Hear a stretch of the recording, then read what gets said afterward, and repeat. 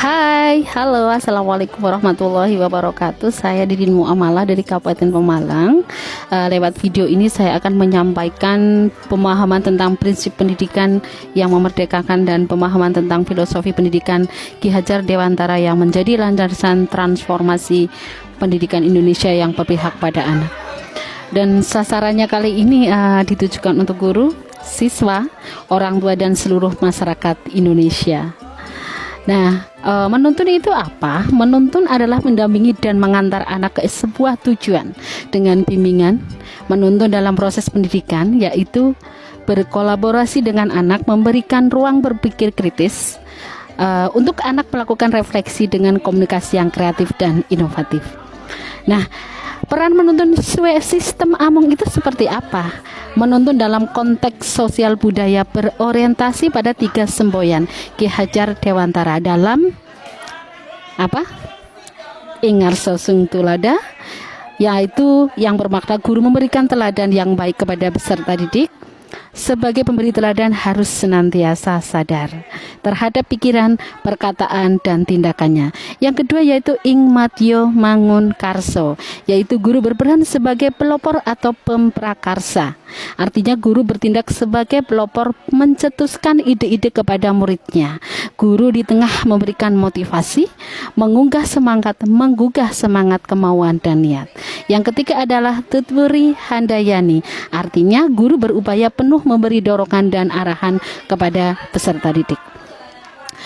Sedangkan makna dari merdeka, kemerdekaan berarti bangsa Indonesia itu memperoleh kebebasan yang seutuhnya, bebas dari segala bentuk penindasan dan penguasaan bangsa asing. Dan terlepas merdeka dari sudut pandang pendidikan, ini dikaitkan dalam belajar, artinya bahwa siswa memiliki kebebasan untuk berpikir dan berekspresi. Jadi bukan berarti siswa tidak perlu belajar lagi ya. Dengan adanya program Merdeka Belajar ini, pemerintah berharap dapat menghadirkan pendidikan yang bermutu tinggi bagi semua peserta didik di Indonesia. Lalu, kodrat anak tentang bermain yang hal ini adalah sama dengan belajar. Itu bagaimana? Jadi untuk kodrat bermain itu berarti pula sebagai kegiatan belajar. Banyak alat permainan yang dapat dijadikan sarana untuk membantu proses pendidikan anak. Alat permainan juga mendukung keberpihakan pada anak dalam pendidikan sehingga memotivasi anak atau peserta didik. Kemudian pendidikan yang berpihak atau menghamba pada anak ya. Jadi menghamba pada murid bukanlah berarti guru tunduk dan menuruti keinginan siswa tanpa batas. Guru tetap harus menjalankan tugasnya sebagai pendidik dengan memberikan bimbingan dan arahan yang tepat serta mengajarkan nilai-nilai moral dan etika. Tentunya etika yang baik. Dalam konteks ini menghamba pada anak juga berarti memberikan kesempatan kepada siswa untuk mengembangkan diri ya secara maksimal. Guru juga harus memberikan ruang dan waktu yang cukup bagi siswa untuk mengeksplorasi potensi dan minat mereka sehingga mereka dapat berkembang secara optimal. Baik, sekarang sedangkan konsep budi pekerti di sini dalam filosofi pendidikan KHD yang keempat yaitu budi pekerti, bahwa budi pekerti atau watak atau karakter merupakan perpaduan antara gerak pikiran, perasaan dan kemauan sehingga bisa menimbulkan energi positif. Dan ini juga terkait dengan berhubungan dengan anak, bukan tabula rasa ya. Jadi teori tabula rasa itu mengungkapkan bahwa seorang anak yang baru lahir itu dapat diibaratkan dengan selembar kertas putih yang kosong. Jadi sejak lahir anak tersebut sama sekali tidak mempunyai bakat dan pembawaan. Nah, seorang anak dapat dibentuk sekehendak kekuatan pendidiknya, yaitu kita sebagai guru harus memulai, mendorong, memotivasi dan memberikan yang terbaik untuk peserta didik. Kemudian untuk analogi petani menjelaskan kodrat anak, dalam hal ini konsep taman siswa dari KHD juga mengibaratkan pendidikan layaknya sebuah taman. Taman yang dimana merupakan sistem tempat untuk bertumbuh kembangnya tanaman beserta buahnya. dan kita sebagai tukang kebun yang rutin merawat dan menikmati hasilnya. Kemudian pendidikan Ki Hajar Dewantara itu berpandangan dengan diibaratkan padi ya. Padi itu seperti anak atau murid dalam melaksanakan pendidikan.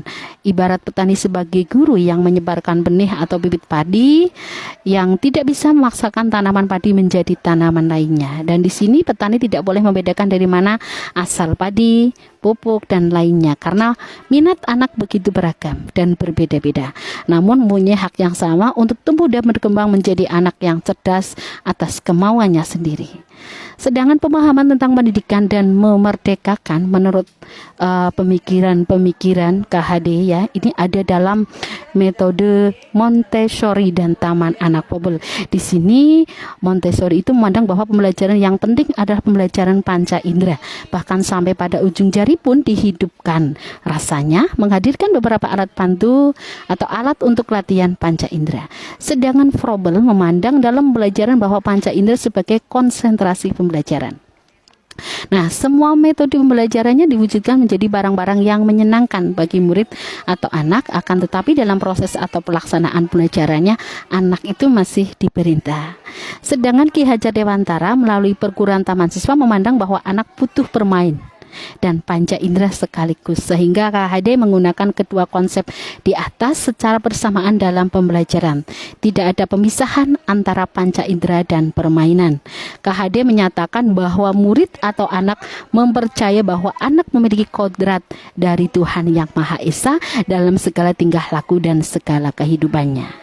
Sedangkan kaitannya dengan filosofi dan prinsip pendidikan yang memerdekakan dengan tujuan pendidikan untuk membentuk profil pelajar Pancasila, di sini bahwa prinsip pendidikan yang memerdekakan dengan tujuan pendidikan yaitu adalah perwujudan pelajar Indonesia sebagai pelajar sepanjang hayat yang memiliki kompetensi global dan berperilaku sesuai dengan nilai-nilai Pancasila dengan 6 ciri utama, yaitu beriman, bertakwa kepada Tuhan Yang Maha Esa, berakhlak mulia, berkebinekaan global, bergotong royong, mandiri, benalar, kritis, dan kreatif.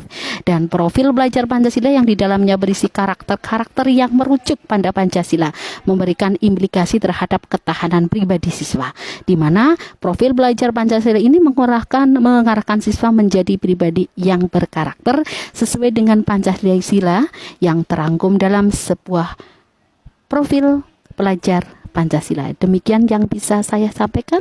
Terima kasih, mohon maaf. Assalamualaikum warahmatullahi wabarakatuh. Bye-bye.